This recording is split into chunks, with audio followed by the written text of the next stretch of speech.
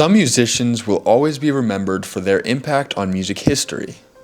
Whether it's Michael Jackson selling 70 million copies of Thriller or Taylor Swift's record-breaking Eras Tour, the biggest stars have the biggest moments, and those moments tend to be remembered.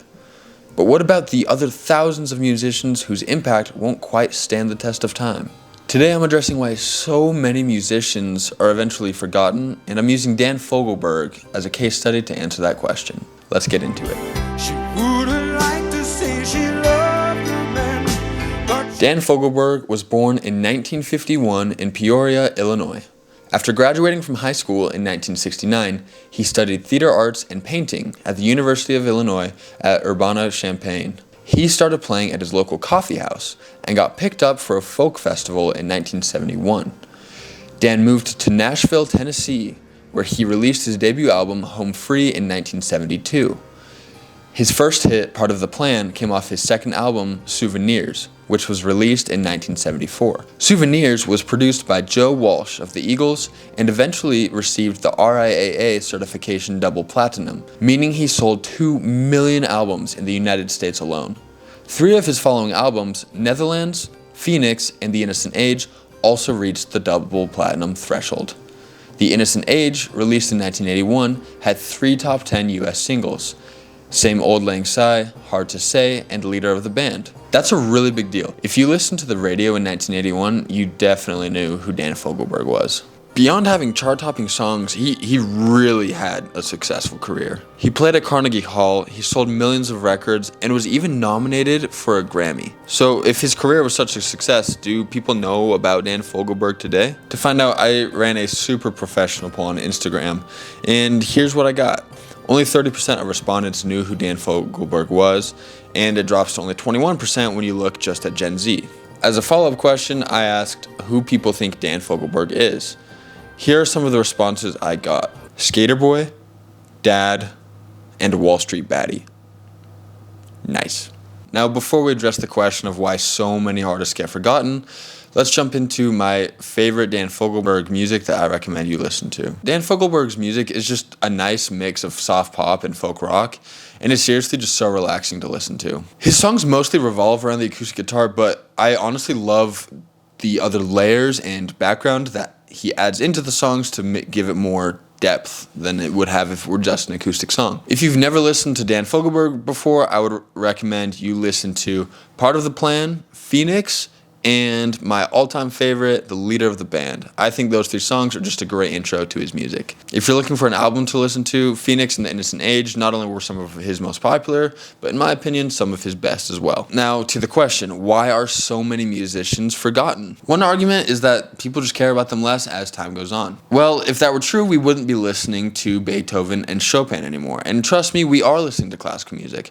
I went to the symphony with my grandma a few weeks ago for a Tchaikovsky symphony, and there were just as many Zoomers as there were Boomers.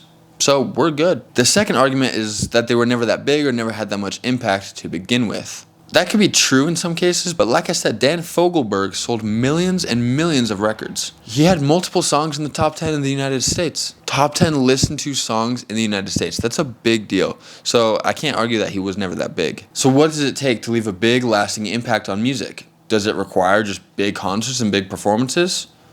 Well, I'd say Usher killed it at the Super Bowl this year, but it's not like he's going to be remembered forever for that performance. My argument, which is 100% based in science and in fact, is that it's a combination of the time and the impact that they have on music. Beethoven's music has had enough impact to stand the test of time. People have listened to him for centuries, and they will for centuries to come. On the other hand, artists like Mumford & Sons, who took the world by storm like probably a dozen years ago, don't really have the impact to last. Though they were big at the time, they didn't really change music, and they weren't that big that it's going to last forever. So really, if an artist wants to have like this longevity, this long-lasting effect on music, their music needs to stand the test of time, and their impact while they're playing needs to be huge and revolutionary. That was the conclusion I came to. But honestly, as I thought about this more, does everyone really want to have that big of an impact on music history? Not necessarily. Dan was once asked in an interview, "There are those who haven't tuned in and maybe never will for one reason or another. Do you ever want to reach out and get to them too?"